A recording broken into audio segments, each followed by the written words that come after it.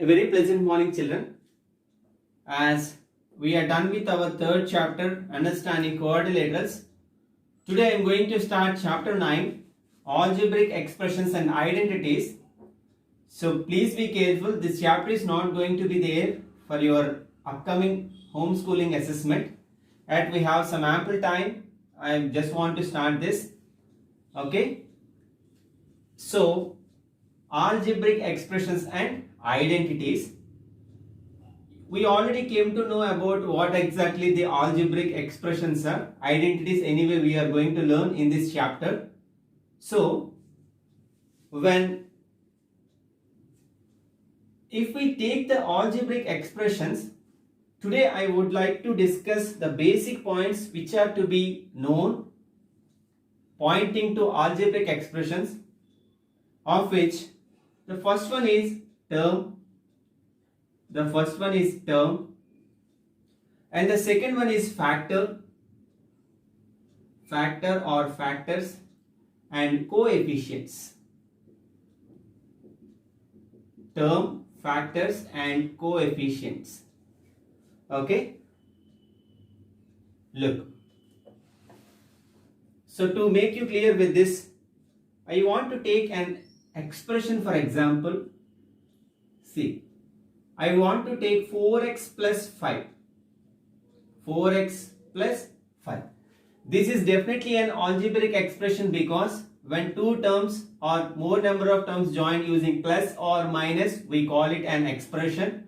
And as we have a variable here, it is going to be an algebraic expression. Okay. So here this algebraic expression, is made up of two terms. If we observe, this plus is joining 4x and 5, isn't it? The symbol plus or the binary operation plus is combining 4x and 5. Hence the terms of this algebraic expression are 4x and 5. Hence the terms of this algebraic expressions are 4x and 5.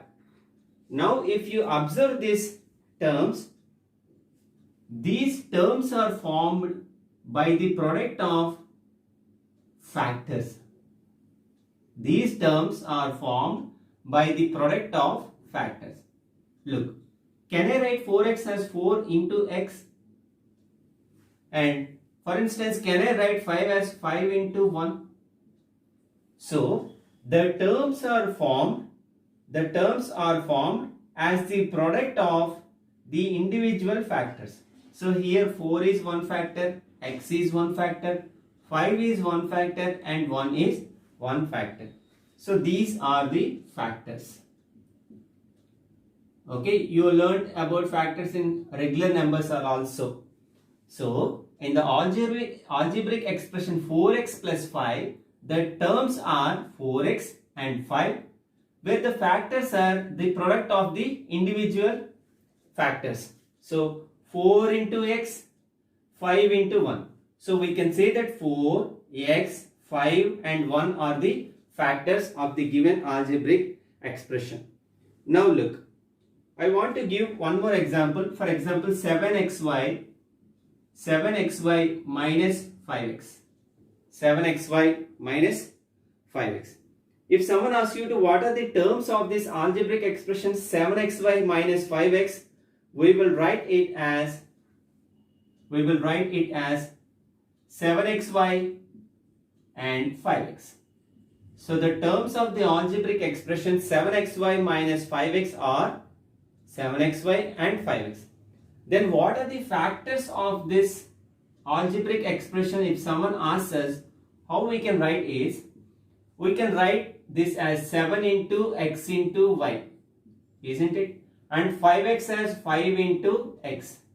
Now the factors are going to be, look, take the term 7xy. In 7xy the factors are 7 comma x comma y, and in the term 5x the factors are going to be 5 comma x. Okay, this is the way how we will find the factors of the terms of algebraic expression. Okay, now look children. Take the same term 7xy. Take the same term 7xy. In this, what is the numerical factor? It's very clear that 7 is the numerical factor because it is a number, whereas the x and y are variables. In the term 7xy, 7 is the numerical factor, hence we call 7 as numerical coefficient. Okay? If someone asks what is the numerical coefficient of 7xy, we have to check for the numbers and we have to write it as efficient 7. Hope you are understanding. For example, if I take minus 5x, okay, in minus 5x, what is the numerical coefficient? Please be careful children, then we have to take this minus also. Okay, in the term minus 5x, the numerical coefficient is going to be minus 5. So the numerical coefficient of the term minus 5x is minus 5.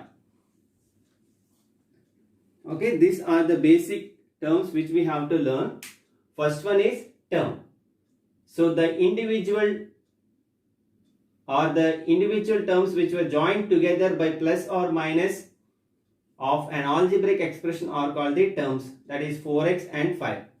If we split this 4x and 5 into factors like 4 into x, 5 into 1, we will get the factors of each individual term. For that, if we take 7xy as one term and if we split them into factors or product like this 7 into x into y, then the factors of the term 7xy are 7x and y. In the term 7xy, the numeral available is 7. Hence, we can say that the numerical coefficient of the term 7xy is 7. In the same case, if there is a minus, then we have to consider minus in the numerical coefficient itself. Okay. Don't copy anything of this into your CW children. I will give you a document for this. Now let us move to next concept, that is monomial, binomial and polynomial. So now this is a very familiar concept children. Monomial. As you know, any algebraic expression having one term we call monomial. For example, if I take 4x, so in this expression how many terms are there? Only one term. Hence we call it a monomial. Now if I write 5x square, then also a monomial because there does not exist any plus or minus, okay, and it doesn't have a relationship with any term. And if I write a, simple a, even that is also a monomial. What if I write, for example, minus 9? Can I take it as a monomial? Yes, because minus 9 is a numerical term. This is a variable term, variable term, variable term. This is a numerical term. Even numerical terms will also be considered as polynomials. Hence, as we have only one numerical term here, it is going to be a monomial.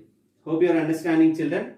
Then binomial means, okay, if there exist two terms in an expression, we call it a binomial. For example, a plus b, l plus m square,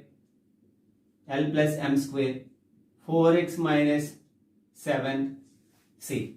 Plus is combining a and b. How many individual terms were joined? 2. How many individual terms were joined? 2. How many individual terms? 2. Hence, this type of algebraic expressions we call binomial. And in the same case, trinomial means it contains 3 terms. Okay, a plus b plus c, x square minus y plus z cube. How many terms? 3 terms. Okay, and similarly 5x plus 2y minus 7. Here I took one numerical coefficient for one numerical term. So all this together we call as polynomials. Okay, all these together we call polynomials. It may contain one or more than one terms. Okay, so a polynomial may contain any number of terms. If one term also we'll call it polynomial. That means these all together forms a group called polynomials. Hope you understood, children. So that's all for today. I'm just going to send you a document which you will consider as today's CW. Please copy it carefully. Have a great day.